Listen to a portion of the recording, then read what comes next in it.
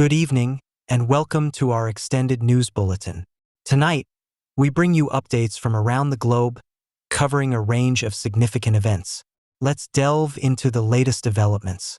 Earthbeat, pulse of the planet. A fire in a building housing foreign workers in Kuwait's Mengif area killed over 35 people and injured 43. The blaze, which started around 6 a.m., caused many to suffocate from rising smoke. The six-story building housed nearly 200 workers, mainly from South and Southeast Asia. Authorities have identified 3 bodies so far, and the building owner has been detained for possible negligence. The Indian ambassador visited survivors, but the nationalities of the deceased have not been disclosed. U.S. Secretary of State Antony Blinken, consulting with Qatar, committed to working towards a Gaza ceasefire agreement despite some Hamas demands being unacceptable. Blinken expressed cautious optimism, noting the need for urgent efforts to bridge gaps within days. He emphasized that Hamas must ultimately decide to end the 8-month conflict, stressing the global desire for peace. Blinken acknowledged the necessity of trying hard to achieve an agreement but noted there are no guarantees. Hamas has proposed amendments, including a ceasefire timeline and complete Israeli troop withdrawal from Gaza, in response to President Biden's plan for a phased Israeli withdrawal and a 6-week ceasefire. Turkish President Recep Tayyip Erdogan received Brazil's Foreign Minister Mauro Vieira in Ankara on Wednesday. Turkish Foreign Minister Hakan Fidan also attended the closed-door meeting at the presidential complex. While no further details were provided about the discussion, Fidan is set to meet Vieira separately to discuss bilateral relations and international and regional developments. The ministers are expected to hold a press conference afterward. NATO chief Jens Stoltenberg and Hungarian Prime Minister Viktor Orban agreed on Wednesday that Hungary will not obstruct NATO from increasing support to Ukraine in its fight against Russia. Stoltenberg, who is visiting NATO members, aims to finalize a plan to be announced at the upcoming Washington summit. This plan involves NATO taking a more active role in coordinating weapons deliveries and training for Ukrainian forces. French President Emmanuel Macron has called for an alliance against political extremes ahead of snap elections, aiming to prevent the far right from succeeding him in 2027. Speaking at a domestic news conference, Macron addressed the recent European elections where the far-right National Rally (RN) significantly outperformed his ruling party. To counter this shift, Macron seeks to form a centrist coalition appealing to moderates from both the left and right. He emphasized the need for unity among those rejecting extremes and defended his decision to dissolve parliament, describing it as necessary for building a cohesive and beneficial project for the country.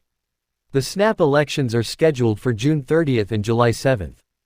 Elon Musk has dropped his lawsuit against OpenAI and its founders, Sam Altman and Greg Brockman.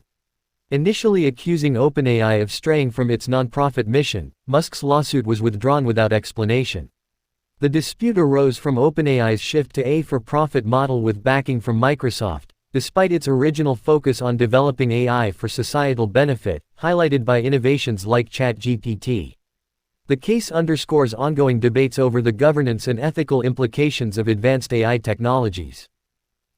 Delos, a crucial ancient Greek sanctuary near Mykonos, faces imminent disappearance due to rising sea levels attributed to climate change. Over the next 50 years, experts warn that this UNESCO heritage site, renowned for its temples and historic ruins, may vanish entirely.